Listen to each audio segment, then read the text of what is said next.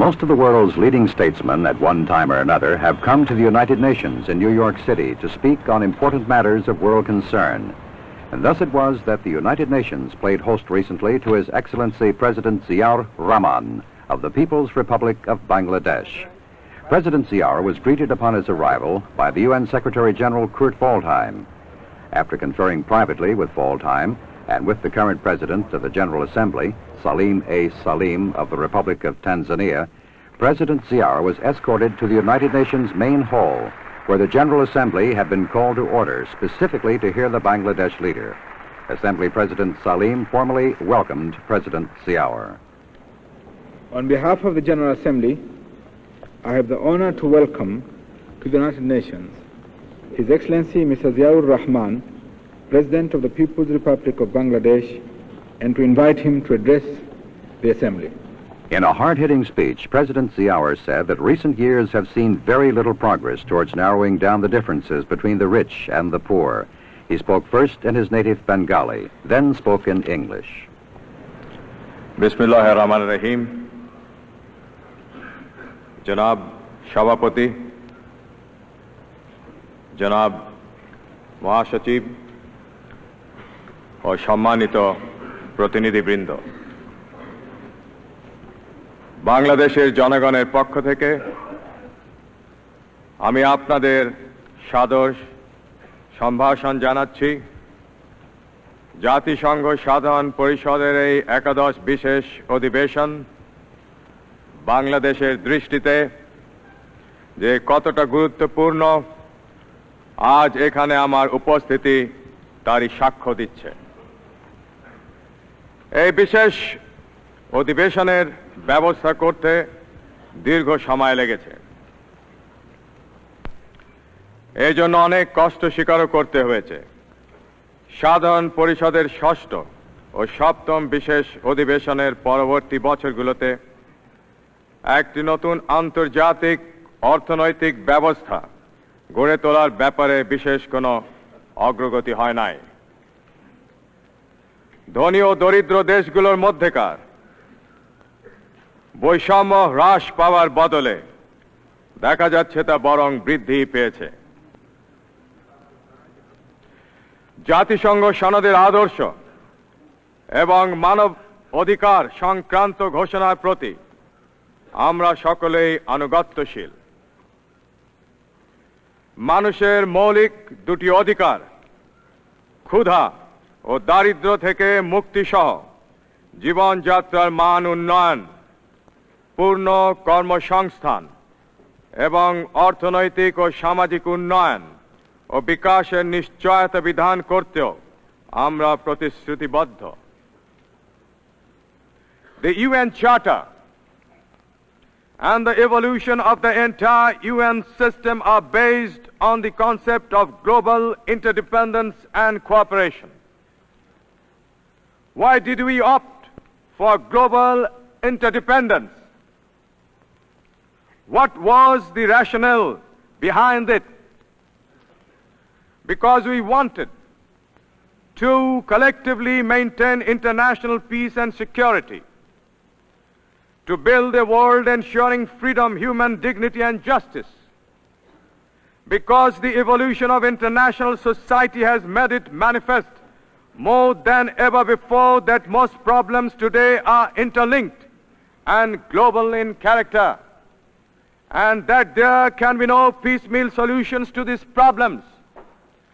Just as there can be no fragmentation of peace, there can be no fragmentation of the world into segments of rich and poor without a serious threat to peace.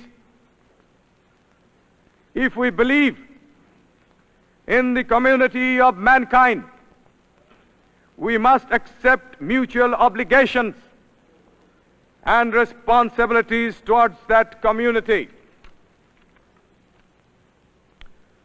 But there are far more compelling arguments in favor of global cooperation, as has been forcefully brought out in the report of the Brandt Commission. We commend Mr. Brandt and the members of the Commission for their understanding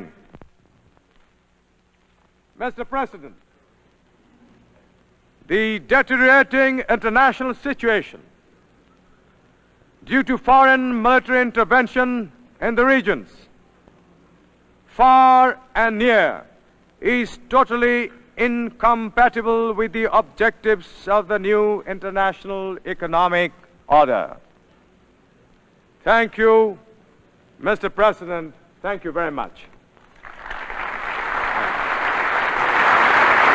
Elsewhere in his major speech, President Ziaur called on the Organization of Petroleum Exporting Countries to provide oil to the poor and developing nations at lower prices and to invest in nations like Bangladesh.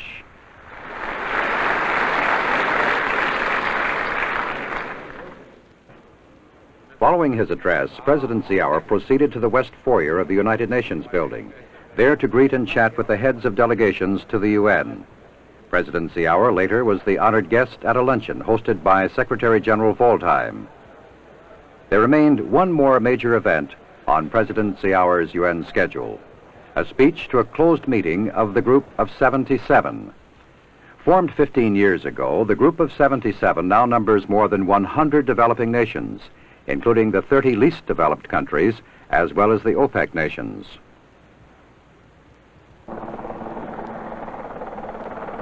From the UN and New York, President Ziaur continued on his 4-day visit to the United States by traveling to Washington for an important meeting with President Carter at the White House. President Ziaur flew from New York to Andrews Air Force Base outside of Washington, then boarded this helicopter to fly from the airport to the Washington Monument Grounds not far from the White House. The United States has been a staunch supporter of Bangladesh since it won its independence in 1971. And President Carter made it a point to take time off from a busy campaign schedule to meet with President Ziaur. The Bangladesh leader was greeted by Secretary of State Edmund Muskie as the helicopter arrived near the White House.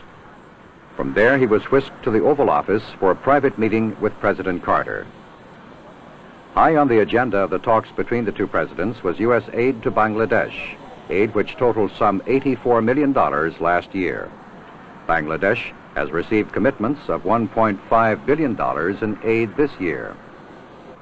High among the aims of Bangladesh under its dynamic 43-year-old president is doubling of its agricultural output. Our land has the capacity, but it is badly organized, President Ziaur told newsmen in Washington. Bangladesh, with 80 million people crowded into a small area, is embarking on a new 5-year plan with emphasis on agriculture. During the meeting in the Oval Office, President Carter expressed his admiration for economic and political progress in Bangladesh under President Ziaur, while Ziaur thanked Mr. Carter for U.S. economic cooperation with his nation. President Carter also reiterated the theme expressed by President Ziaur in his UN speech, namely that major oil exporting nations should invest some of their wealth to create jobs for Bangladesh. President Ziaur told President Carter that he has invited foreign ministers of OPEC nations to a discussion on that very subject. On another important matter discussed by the two presidents, a White House statement said both chief executives called for the immediate withdrawal of all foreign troops from Afghanistan and Kampuchea. Both presidents noted with satisfaction the excellent state of relations between the two countries, the statement said, and agreed to work to further improve the friendship and understanding which already exist. Their friendship was evident in statements by the presidents to newsmen after their meeting. It's a great pleasure for me this afternoon to welcome to the White House and to our nation President Zia, the very fine leader of Bangladesh. Since their War of Independence in 1971, tremendous progress has been made under his leadership and with the courage and determination of the people of his great country. With a population of about 90 million and with tremendous opportunities for economic improvement, President Zia has been in the forefront of making the lives of the Bangladesh citizens better each year. The world suffered along with Bangladesh in recent years because of extreme hunger and deprivation among the citizens there. But President Zia and I have been discussing in the last few minutes a possibility, he says an inevitability, that Bangladesh will, in the near future, be self-sufficient in food production, perhaps even able to export food to other countries. We also had a chance to discuss the advantages of democratization of the Bangladesh political system. The open and free election process, which resulted in the election of President Zia, has been an inspiration to the world. Also, we have been very grateful at the leadership that President Zia has played personally, not only among the Muslim nation and the community there, but indeed throughout the entire world community. As a member of the United Nations Security Council, Bangladesh played a very important and statesmanlike role during the difficult months just past. We are deeply grateful that President Zia has come here. We observe with great interest his statement to the United Nations General Assembly, where he called upon the OPEC nations to provide oil to the poor and developing countries of the world at lower prices, and also encourage the OPEC nations with that tremendous influx of capital to invest in the developing nations like Bangladesh to provide a better life and employment for the people there. President Zia, we are delighted to have you with us. It's an honor for our country to have you here, and we share with you the basic principles in a completely compatible way as we face the future together, and I'm very honored that you would come here to pay me this visit. Thank you, Mr. President. Thank you, sir. Thank you. Mr. President, it has been a great honor for me and my delegation to have the opportunity to meet you at a time when you are so very busy for the election and you have so much of work at hand.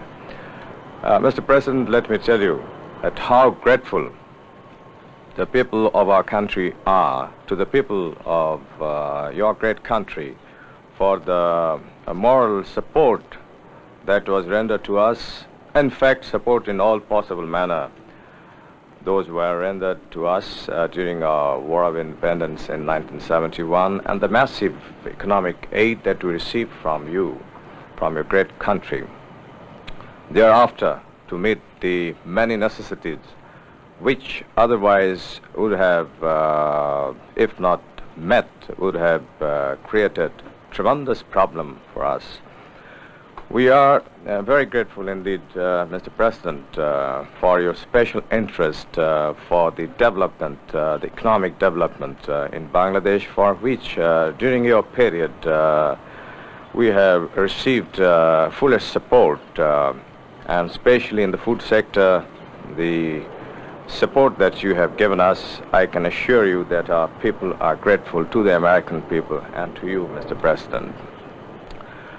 And the short meeting that we had a few minutes ago, we had discussed all possible aspects of our relationship, and we discussed some of the important problems facing the world, both economic and political.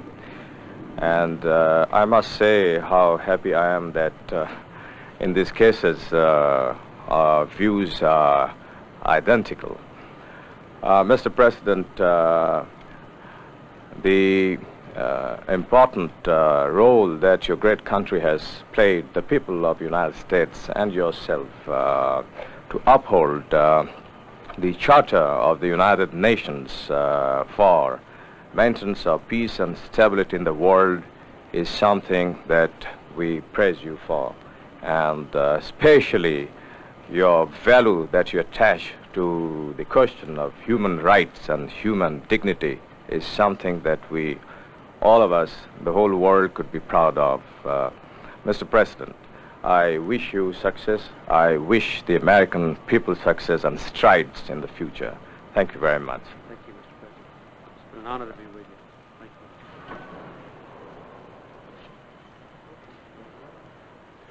you. President Ziaur left Washington for another brief stop in New York and then went on to Paris, France, saying as he left, President Carter has assured me of all possible assistance, especially in the agriculture sector.